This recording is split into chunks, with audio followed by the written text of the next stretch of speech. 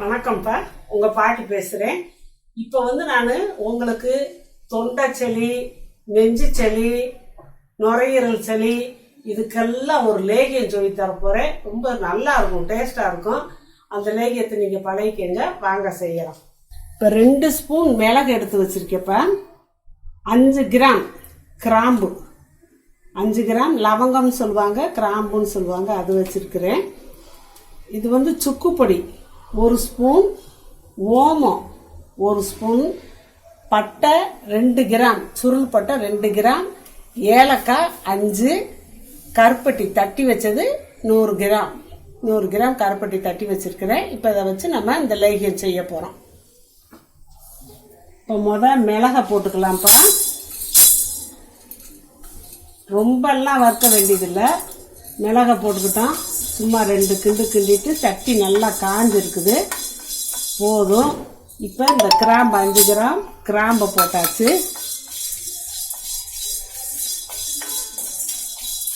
ரொம்ப வறுக்கணும்னு அவசியம் இல்லை. இப்போ பட்டை, ஓமம், ஏலக்காய் அதை போட்டாச்சு. அடுப்பை ஆஃப் பண்ணிட்டு இந்த சூட்லேயும் இது வறுபட்டா போதும், ரொம்ப சூடு வைக்க வேண்டாம்.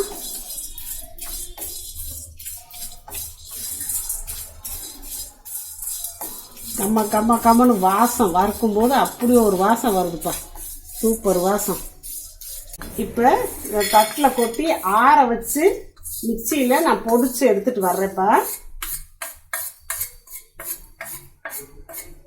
இப்போ இந்த வெல்லம்னா பனை வெல்லம், கருப்பட்டி, இதை 100 கிராம் எடுத்து வச்சிருக்கேன். இதை நம்ம கரைச்சி எடுத்துக்கிடுவோம். இது மூழ்கிற அளவுக்கு நம்ம தண்ணி ஊற்றிட்டோம். கிட்டத்தட்ட 1 கிளாஸ் கொஞ்சம் குறையா ஊற்றிருக்கேன். இது கரையட்டும், நான் போய் மிக்சியில் போய் அடிச்சு. இப்போ வெல்லம் நல்லா கரைஞ்சிருச்சுப்பா. இப்போ இதே வடச்சட்டியை வச்சிருவோம். இதை நம்ம வடிகட்டி ஊற்றிடுவோம். ஏன்னா கருப்பட்டியில் கல், மண், தூசி இருக்கலாம், இதை இருக்கு பார்த்தீங்களா, அதனால இதை நம்ம வடித்து எடுத்துட்டோம். அறுத்து வச்சிருந்த இதெல்லாம் போய் மிக்சியில் அரைச்சிட்டு வந்துட்டேன். நல்லா நைஸாகவே அடித்தாச்சு, சளிக்கணும்லாம் இல்லை, இப்படி நைஸாகவே நம்ம அடிச்சுக்கலாம். இதை நான் அடுப்பை சிம்மில் தான்ப்பா வச்சுருக்கேன். இந்த பொடியெல்லாம் நம்ம இதில் போட்டுக்கலாம்.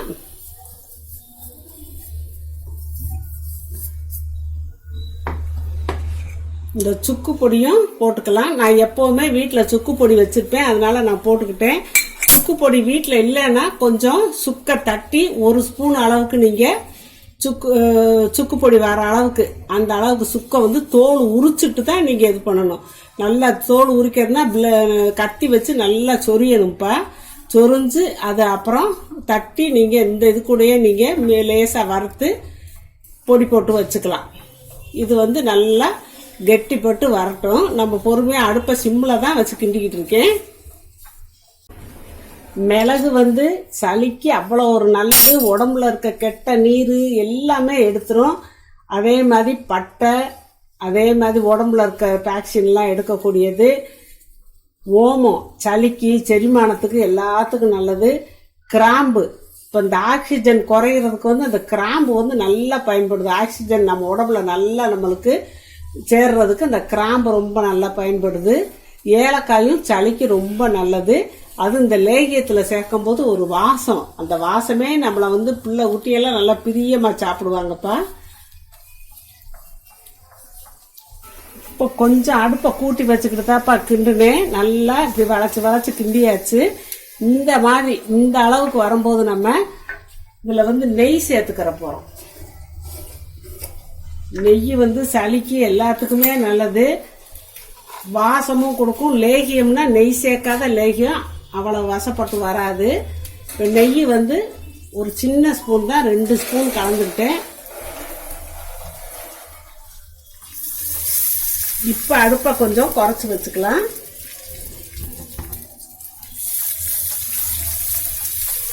இந்த நெய் அந்த லேகியத்தோட கலந்து வரையில நம்ம எடுத்து வச்சுக்கலாம்.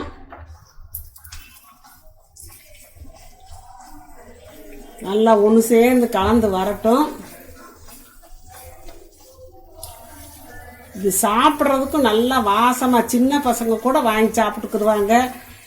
இந்த 1.5 வயசு 1 வயசு குழந்தைகளுக்கெல்லாம் போட்டு நம்ம உருட்டி கொடுத்தோம்னா கமர்கட்டு மாதிரி நல்லா சப்பி சாப்பிடுவாங்கப்பா. சப்பி அந்த அப்படியே உமிழ்நீரோட போகும்போது தொண்டையில் எந்த பிரச்சனை, தொண்டைக்கட்டு பிரச்சனை, தொண்டையில் கரகரப்பு, தொண்டை சளி எல்லாம் சரியாப்போ அந்த மூச்சு குழா பகுதியே பூரா சரியாயிரும். நுரையீரல்லேருந்து அவ்வளவும் நல்லபடியாக உங்களுக்கு விடுவிச்சு கொடுக்கும். நல்லா ஆக்சிஜனும் கிடைக்கும்.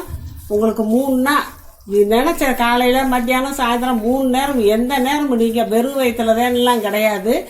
நினைக்கிற நேரம் இவ்வளோ எடுத்து மிட்டாய் மாதிரி வாயில் போட்டு நல்லா சப்பி சுவைச்சு நீங்கள் சாப்பிட்லாம். இது கிண்டியாச்சு. இந்த அளவு எல்லாம் ஒன்று சேர்ந்து வந்துருச்சு. இப்போ அடுப்பு ஆஃப் பண்ணிக்கலாம். இது ஆரவும் நம்மளுக்கு கெட்டிப்படும். நெய் வேற சேர்ந்துருக்கிறதுனால கையில் ஒட்டாது. இது நல்லா ஆரவும் ஒரு சில்வர் பாத்திரத்தில் கொடுத்து எடுத்து வச்சுக்கலாம். இல்லாட்டி கண்ணாடி ஜாடியில் எடுத்து வச்சுக்கலாம். எடுத்து வச்சுட்டு இப்போ நான் சூட்டோடு உங்களுக்கு அது காட்ட முடியாது. ஆறுனவுன்னா உங்களுக்கு திரண்டு நல்லா கட்டியாக வரும். அந்த நேரத்தில் இப்படி ஒரு சின்ன நெல்லிக்காய் அளவு, பெரிய நெல்லிக்காய்னா பெருசாக இருக்கும், அதை கூட கொஞ்சம் சின்ன நெல்லிக்காய் அளவு எடுத்து அப்படி உருட்டினீங்கன்னா நம்ம நெய் வேற கலந்துருக்கோமா உருட்டுறதுக்கு நல்லா வரும். அப்படியே நம்ம உருட்டி பிள்ளை குட்டிகளுக்கு தந்துக்கலாம். நிறையா கூட நீங்கள் செஞ்சு வச்சுக்கலாம். இல்லை தீர கூட கொஞ்சம் கொஞ்சமாக நம்ம செஞ்சு வச்சுக்கலாம். இந்த சீசனில் இப்போ ஆக்சிஜன் பத்தலைங்கிறாங்க, தொண்டை சளி, மண்டை சளி என்னென்னமோ சொல்கிறாங்க. எல்லாத்துக்கும் இது ஒரு நிரூபணமானதுப்பா. அவ்வளோ ஒரு நல்லது. அதனால் இந்த ஆற இந்த நெய்யும் இந்த லேகியமும் ஒன்றாகி அப்படி கெட்டி ஆயிரும். எடுத்து நம்ம லேகியம் உருட்டி நம்ம சாப்பிட்டுக்கிறதுக்கு ரொம்ப சூப்பராக இருக்கும். இந்த லேகியத்தை இரும்பு பாத்திரத்தில் செய்யறது ரொம்ப விசேஷம். உங்கள் வீட்டில் இரும்பு பாத்திரம் இல்லை இரும்பு தாளிக்கிற கரண்டி, இரும்பு இந்த மாதிரி வடை சட்டி இது இருந்தால் நீங்கள் செஞ்சுக்கோங்க. ரொம்ப சூப்பராக வேலை செய்யும். நீங்கள் சளியை பற்றி கவலைப்பட வேண்டியதில்லை. இப்போ காலையில் மத்தியானம் சாயந்தரம் எந்த நேரம் ஒரு உருண்டை உருட்டி வாயில போட்டு நல்லா ஒதுக்கி வச்சுட்டு சப்பி முள்ளீரோட சாப்பிட்டீங்கன்னா உங்களுக்கு இந்த சளி பிரச்சனை, இந்த ஆக்சிஜன் பிரச்சனை எதுவுமே உங்களுக்கு வராது. நல்ல ஆக்சிஜன் கிடைக்கும் உங்களுக்கு.